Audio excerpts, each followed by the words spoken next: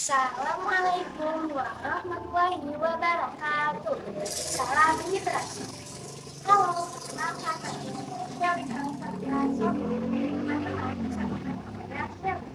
saya dari Dewan SD dari Salah. Hari ini saya akan melaksanakan tantangan literasi bulan April dari tingkat 11 Kabupaten Bandung. Seperti yang kita tahu, profesi di dunia ini amat sangat banyak. Di antaranya ada dokter, guru, pedagang, polisi, dan lain-lainnya. Kali ini saya akan mewawancarai sebuah profesi, yaitu seorang bidan. Kalau begitu, yuk kita simak bersama.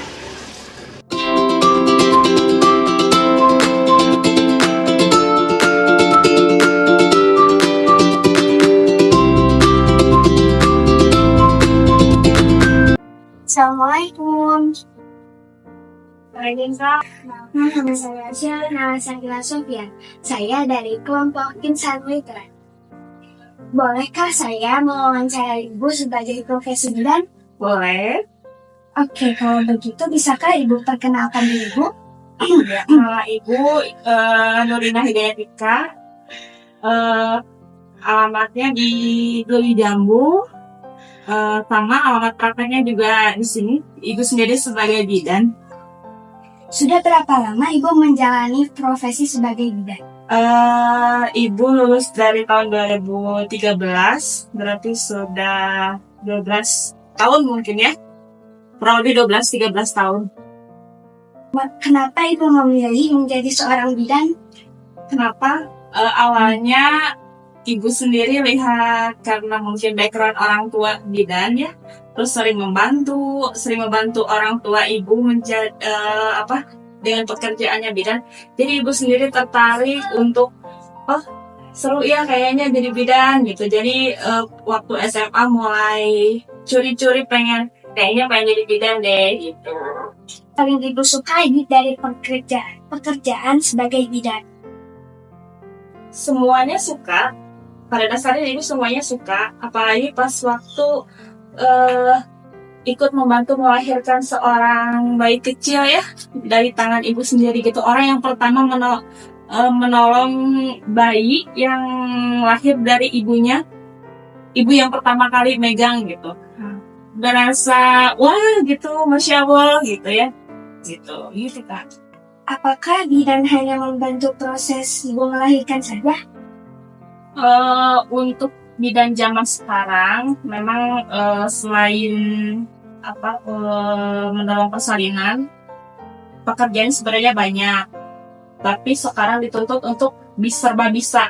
Malah sekarang jadi ibu di tempat Ibu sendiri gitu ya, jadi ibu pijatnya bayi-bayi, ibu hamil, terus jadi fotografer juga gitu. Selain pemeriksaan kehamilan, KB, terus mendampingi anak-anak remaja, ibu lansia gitu.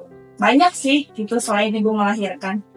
Apa pengalaman yang paling berkesan selama Ibu menjadi seorang bidan?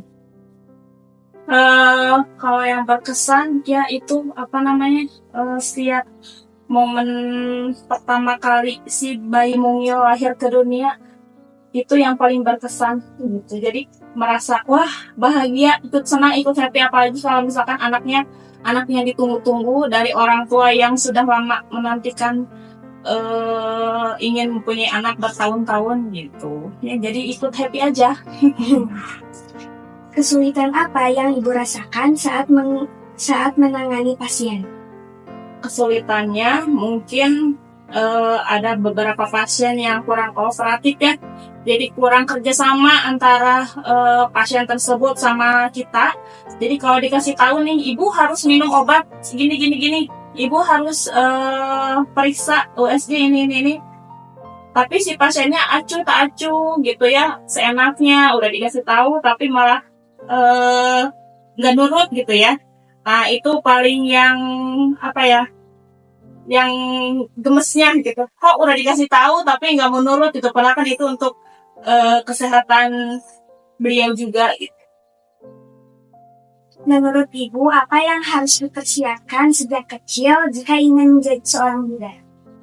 Kalau sejak kecil, sejak kakak Selin ini ya, yang pertama pasti belajar ya, persiapkan. Kalau misalkan kakak Selin tertarik untuk ke dunia kesehatan, mungkin lebih digali lagi ilmu-ilmu tentang tentang kesehatannya gitu. Wah, mulai tertarik nih, mulai les apa gitu ya, dikembangkan gitu.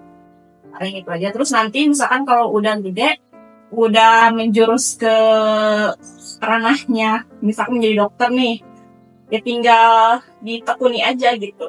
Tinggal diluruskan diluruskan sama bundanya, sama orang tuanya gitu. Oke, baik Ibu. Terima kasih atas waktu dan kesempatannya ya Bu. Sama-sama ya. Teman-teman, cukup sekian wawancara saya. Jangan lupa baca buku, tambah ilmu, jadi tahu. Sampai bertemu di tantangan literasi berikutnya. Wassalamualaikum warahmatullahi wabarakatuh. Salam literasi.